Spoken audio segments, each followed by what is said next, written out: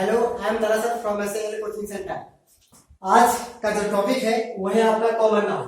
यानी इससे पहले आपने दो क्लास जो देखी वो आपने प्रॉपर नाउन एंड उससे पहले जो देखा वो नाउन का बेसिक क्लास देखा। तो आज मैं आपको कॉमन नाउन का पूरा कॉन्सेप्ट समझा रहा हूँ, पूरा कॉन्सेप्ट आपको सिखा रहा हूँ, पढ़ा नहीं रहा हूँ, यानी सिखा रहा हूँ आपको। पढ़ाने का काम नहीं कर रहा, पढ़ने से नहीं आने वाला। आज तक पढ़े ही आज पढ़ते रहे आज तक, लेकिन नहीं आया, लेकिन सिखाने से आएगा। और जो मैं कर रहा हूँ आपके साथ, मैं आपको सिखा रहा हूँ कि कॉमन नाउन क्या है। एट फर्स्ट इसलिए a word that represent a whole class of its one kinds, it is called a common noun। यानी कॉमन नाउन किसको कहेंगे?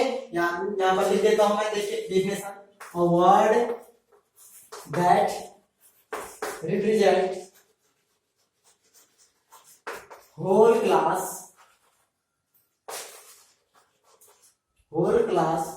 of its one kind। यानी a word that represent, वह शब्द जो बताता है होल क्लास यानी पूरा अपने वर्ग का, of its one kind यानी जाति, यानी अपने वर्ग का पूरे जाति को शो करता है, उसी को क्या कहते हैं? कॉमन नाउन कहते हैं। इसका दूसरा जो डेफिनेशन आप क्या कह सकते हैं इसको? it shows caste and class। दूसरे डेफिनेशन में आप ये कह सकते हैं, it shows caste and class, यानी कॉमन नाउन क्या दिखाता है? अपने वर्ग के जाति को शो करता है, उसी को कॉमन नाउन कहते हैं। आई होप आपके समझ में आ गया होगा। आपने फॉर एग्जांपल लिख दिया यहाँ बॉय, मैन, गर्ल, ऑक्स, इस तरीके से ये क्या हो गया? आपका कॉमन नाउन हो गया। यही कॉमन नाउन इंड हो गया। ये आपने आज तक सीखा है, ये आप किताब में भी देखते होंगे, लेकिन ये नहीं सिखा रहा। मैं क्या सिखा रहा हूँ? देखिए आगे पूरा कॉन्सेप्ट दिखा रहा हूँ कि कॉमन नाउन आज के बाद आपके लिए बहुत ही आसान हो जाएगा। कोई समस्या ही, कोई प्रॉब्लम से ही क्रिएट होगा, कोई समस्या ही नहीं आएगी आपके साथ। तो देखिए फर्स्ट ऑप्शन यहाँ पर मैं लिख रहा हूँ, देखिए कॉमन नाउन का यहाँ पर, the boy is coming. Second, boy is coming. Third option, boys are coming. Fourth, the boys are coming. ये चार ऑप्शन है। बताइए इस चार में से आप सोच के बताइए मुझे, अपना माइंड लगाइए, तब बताइए मुझे कि इसमें से कौन सा आंसर आपको सही लग रहा है और कौन सा ऑप्शन आपको गलत लग रहा है। आसान सा सेंटेंस है, कोई तूफान सेंटेंस नहीं है, बहुत बेहतरीन है। तब जाके आप इस तरीके से आपको सीखना होगा, इस तरीके से पढ़ना होगा, तब आपको कॉमन नाउन आएगा। बाकी वास्तव में कॉमन नाउन क्या है? तो देखिए first, the boy is coming, boy is coming, boys are coming, the boys are coming. कौन सा सही लग रहा है इसमें और कौन सा ऑप्शन आपको गलत लग रहा है? बताइए मुझे सोच के। अब देखिए, अब मैं बता रहा हूं आपको इसमें से कौन सही है कौन गलत है। पहले देखिए, the boy is coming, absolutely right answer, ये बहुत सही है, बिल्कुल सही आंसर। दूसरा, बॉय इज कमिंग, ये गलत है। नेक्स्ट देखिए, बॉयज आर कमिंग, ये गलत है। और लास्ट जो है, द बॉयज आर, ये ऑप्शन, ये वाला ऑप्शन आपका क्या हो गया? सही है। द बॉयज आर कमिंग, ये वाला क्या हो गया? गलत हो गया। पहला वाला सही, दूसरा वाला गलत, तीसरा वाला सही, चौथा वाला गलत। ऐसा क्यों? ऐसा क्या है सर? बताइए इसका कॉन्सेप्ट। देखिए अब कॉन्सेप्ट को समझिए इसका कॉमन नाउन का, किस तरीके से राइटिंग करोगे और किस तरीके से एग्जाम को पास करोगे, किस तरीके से कॉमन नाउन का कॉमन एरर को बनाओगे। तो देखिए यहाँ पर द बॉय इज कमिंग, यहाँ पर ये है कि बॉय जो है सिंगुलर है, और यहाँ पर देखिए नीचे कॉन्सेप्ट लिखा हुआ है। सबसे पहले कॉमन नाउन अगर सिंगुलर है तो वर्ब भी लेता है सिंगुलर। दूसरा, कॉमन नाउन प्लूरल है तो वर्ब भी लेता है प्लूरल। ठीक हो गया। अब देखिए कॉमन नाउन अगर सिंगुलर है तो आर्टिकल लगेगा, अगर कॉमन नाउन प्लूरल है तो आर्टिकल नहीं लगेगा। ऐसा करना क्या हो जाएगा? ये गलत हो जाएगा, आर्टिकल नहीं लगेगा। ठीक हो गया। यानी आप देखिए बॉय आपका सिंगुलर है, वर्ब भी सिंगुलर है और आर्टिकल द भी लगा है। आंसर सही है, आर्टिकल लगेगा। ठीक है, ये ऑप्शन सही है। जो अपनी चीज वाला आर्टिकल लग गया तो गलत हो जाएगा।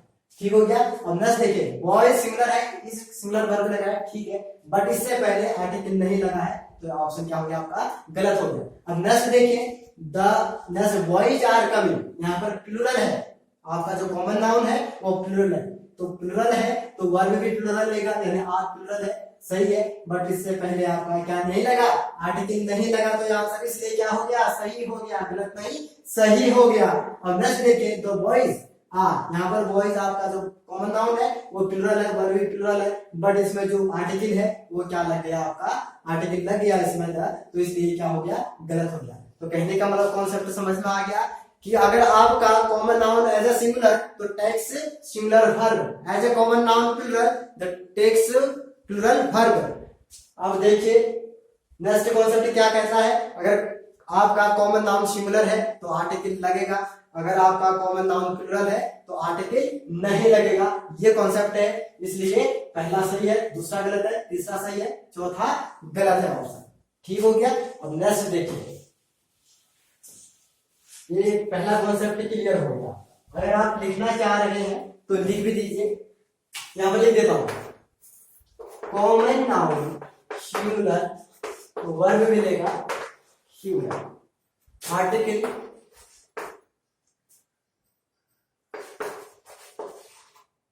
यहां ले लेते हैं, एक आर्टिकल लेगा, ये क्या करेगा, आर्टिकल लेगा, ठीक हो गया, कॉमन नाउन सिंगुलर हो गया तो आर्टिकल लेगा। नेक्स्ट देखिए, कॉमन नाउन प्लूरल, तो वर्ब में लगेगा प्लूरल, और नॉट टेक आर्टिकल, इससे पहले आर्टिकल नहीं लगेगा, आर्टिकल नहीं लगेगा, प्लूरल कॉमन नाउन से पहले आर्टिकल का यूज नहीं किया जाएगा। कितना परसेंट, 90% नहीं किया जाएगा, बट 10% यूज किया जाएगा आर्टिकल। अब कहाँ किया जाएगा, यही तो सीखना है, यही तो नया आपके लिए क्लास है, एक नया तूफानी तरीके से आपको सीख रहे हैं आप इंग्लिश को, इंग्लिश का बहुत ही आसान तरीके से, जो आज तक आपने देखा ही नहीं, आपने सुना ही नहीं, जिसके साथ आपने कहीं पर इस चीज को कहीं आपने देखा नहीं, तो उस तरीके से आपको मैं दिखा रहा हूं कि यहाँ पर किस तरीके से बेहतर तरीके से आप सीखेंगे। नेक्स्ट ऑप्शन देखिए, दिखाता हूँ कि 10% कहाँ आर्टिकल लगता है, कॉमन नाउन जब क्या होता है, प्लूरल होता है। यहाँ पर देखिए मैंने लिखा sentence, the students are waiting the principal. Next, the